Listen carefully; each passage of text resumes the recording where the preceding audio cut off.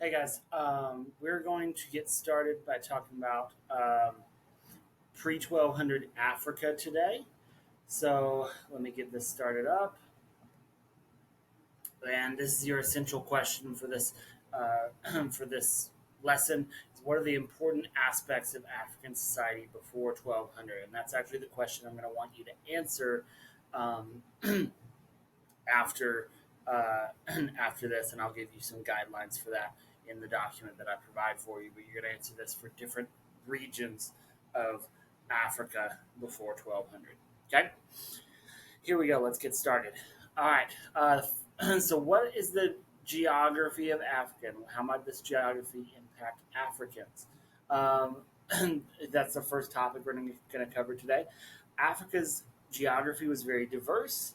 And Africans live differently based on where they live. So we tend to think of Africa as just being like one thing. It's geographically, it's hot, desert, blah blah blah, right? But that's actually not true. It's different. There's different climates based on where you are in Africa. North Africa, north of the Sahara, is way different. It's more of a a Mediterranean climate, especially like around the Nile River, and up in North Africa near Spain. It's more of a Mediterranean climate than a desert or anything. Then you have jungles. You have East Africa is way different. West Africa and the kind of the hump of Africa over here is way different if you're outside of the Sahara. South Africa is a completely different climate. Madagascar is a completely different climate. It just depends on where you live in Africa. The geography is extremely diverse. We have dense trees and lack of edible vegetation in the rainforest. That makes it a very unwelcoming environment for most people. Only small groups of hunter gatherers live there.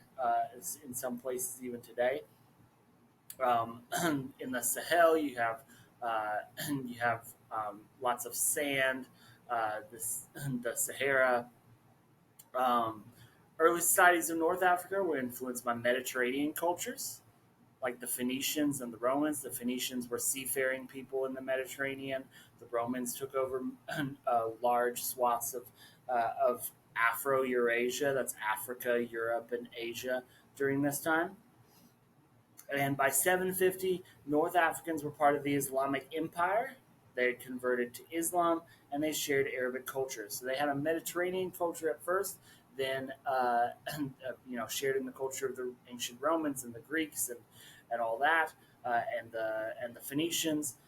But then they're part of the Islamic Empire, and that's a whole other culture. They shared Arabic culture. They converted to Islam, and that's why a lot of North Africa is still Muslim today, and still has that Arabic culture.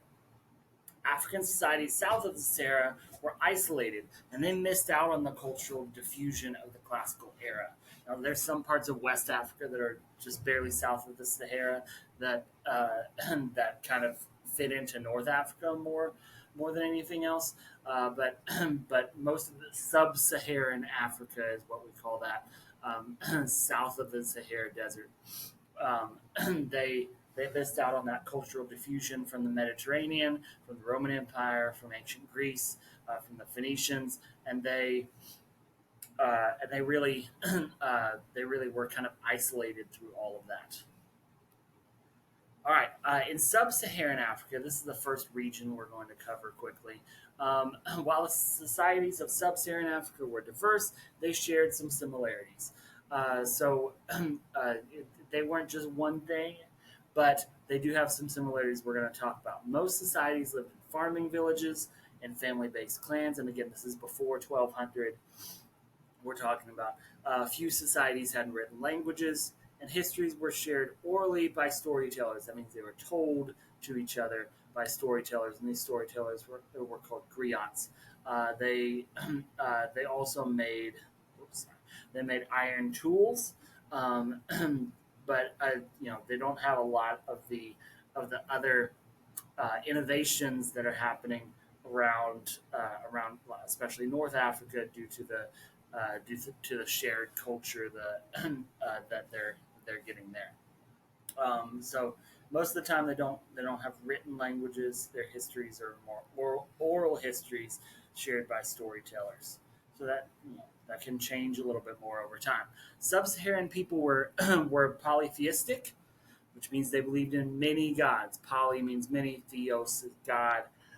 So polytheistic is many gods. Monotheistic is one God. So the sub-Saharan people were, for the most part, polytheistic. They practiced animism, which is a religion in which spirits exist in nature and they play a role in daily life.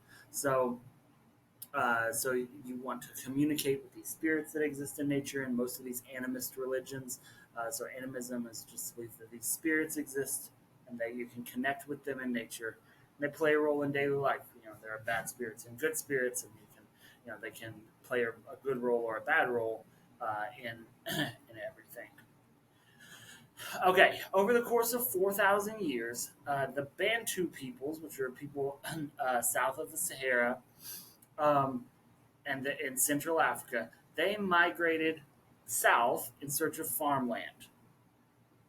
So they began in Central Africa. They began to migrate south. You can see the the yellow, orange, and red arrows there kind of show where they go and in what direction they go. And these are different stages of the Bantu migrations. The yellow one's the first stage, and then a second stage in orange, and then a third stage in red. Now, this happens over 4,000 years, so it's not like this is one. The Bantu migrations are not not one event, but it's a series of events that happens over time, and up until AD 1100, which is or CE 1100 CE is what we call that, and they had migrated south, trying to get farmland. So this Bantu language spread. So they all have a common, not a common language, but similar languages today, because of the Bantu migrations, or a lot of these people groups do around here. And these Bantu migrations help spread new farming and ironworking techniques along these or around these people groups as well. So you see some similarities among these sub-Saharan African societies because of the Bantu migrations and not only the language but also farming and ironworking techniques that are spread there. All right, in East Africa, some other factors shaped their culture. Societies of East Africa participated in the Indian Ocean trade network, and they were shaped by cultural diffusion as well. Sorry, the Kingdom of Aksum traded. That is what that should say. Traded with Persia, India, Arabia, and Rome.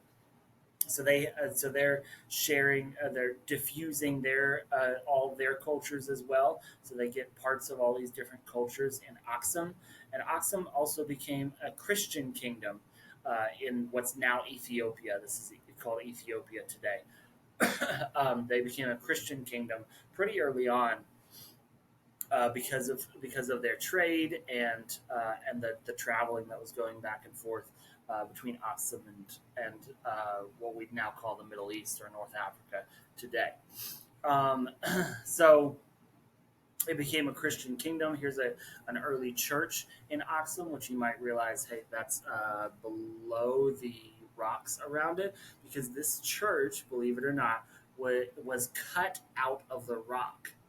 It was actually created from one. It's what's called a monolithic church, which mono is one, lithic means rock. It's cut out of one rock. It's cut out of the land around it. So this was actually a church that was excavated out of the ground and made out of the ground, and they formed or sort of carved a church out of it, which is super cool. All right, and so that's a Christian church in East Africa. Arab merchants introduced Islam to East African trade cities, and so Islam begins to spread around East Africa, and the mix of African and Arab cultures led to a new Swahili language. Swahili is, I believe, the most commonly used language on the continent of Africa today. a lot. I think that most people speak Swahili of any language, and if you've ever heard Swahili, it sounds like a mix of maybe native African languages and Arabic. You can hear some Arabic in it. Towns had mosques, and they were ruled by a Muslim sultan. So you see some mosques around East Africa at this time. They were ruled by a Muslim sultan. Again, sultans are these regional rulers of the Islamic Empire. But many people kept their traditional beliefs. Many people stayed Christian. Many people kept their animist beliefs in East Africa, and they adapted to Islam. Okay? All right, now West Africa. West Africa was shaped by the Trans-Saharan Trade Network. Um, and Trans-Sahara means across the Sahara Desert. So this is a trade network going across the Sahara Desert, which we'll actually talk about pretty early on, actually in Unit 2. Um, and probably even Unit 1, we'll talk more about the Trans-Saharan Trade Network. West Africans had large deposits of gold, but they lacked salt. So they had lots of gold in West Africa, but they didn't have salt. Now, salt, believe it or not, you might think, oh, salt is just something that seasons your food, which it does. But salt at this time, they didn't have refrigerators, so the only way to keep your meat good and keep it from spoiling was to use salt and to salt your meat to keep it preserved. Salt is also a preservative in addition to making something taste better too. The gold salt trade connected North and West Africa because the West Africa had plenty of gold. The people they were trading with had plenty of salt, and they traded these back and forth. And this really connected people across the Sahara Desert. So in West Africa, you have large amounts of wealth building there because of this trade network. All right, so there you can see the caravans that were going back and forth across the Sahara, making this trade. The gold salt trade increased cultural diffusion with Muslim merchants. So their cultures are spreading or diffusing, is what that means. Diffusion is just spread with Muslim merchants. Islam was introduced in West Africa, and Islam slowly gained converts in West Africa. Many Africans blended Islam with animism, or they never converted. So it's not like it completely took over, but it did gain some converts, and other people blended it with their animist beliefs. That's called, and we'll talk about this quite a few times. That's called syncretism, or in this case, religious syncretism, where if you sync something, you're like mixing it, you're making the two kind of one. So syncretism is where you're blending two things together, and usually we talk about this culturally. You're blending two religions, and you're making them into one, into essentially a new religion that's a mix of the two. So they blended Islam with animism, religious syncretism is what we call that. But some never converted at all. They kept their animist beliefs, or they kept whatever beliefs they had before. The gold salt trade led to wealth and empires in West Africa. So you have very rich empires, very rich kingdoms in West Africa due to the gold salt trade. By 800, Ghana became an empire by taxing merchants. They built a large army, and they conquered surrounding people. And Ghana's kings served as religious leaders, judges, and generals. They kind of did it all. Um, they had many different hats to wear, you could say, because they were very important leaders and had lots of power over their people groups. Now, over their kingdoms, I should say. So Ghana became an empire, and Ghana is actually a country today. But the country today is kind of down here, which I don't know if you can see my cursor or not, but it's kind of in this little bend in Africa. It's not where the Kingdom of Ghana was. They just named it after the Empire of Ghana, even though the new country of Ghana is in a completely different place. So Ghana was the first empire around 800. That's the only one we're going to talk about because the other West African empires come after, or we'll talk about them in the time after 1200 when our first unit starts. This is still Unit 0. Thanks for listening to this today.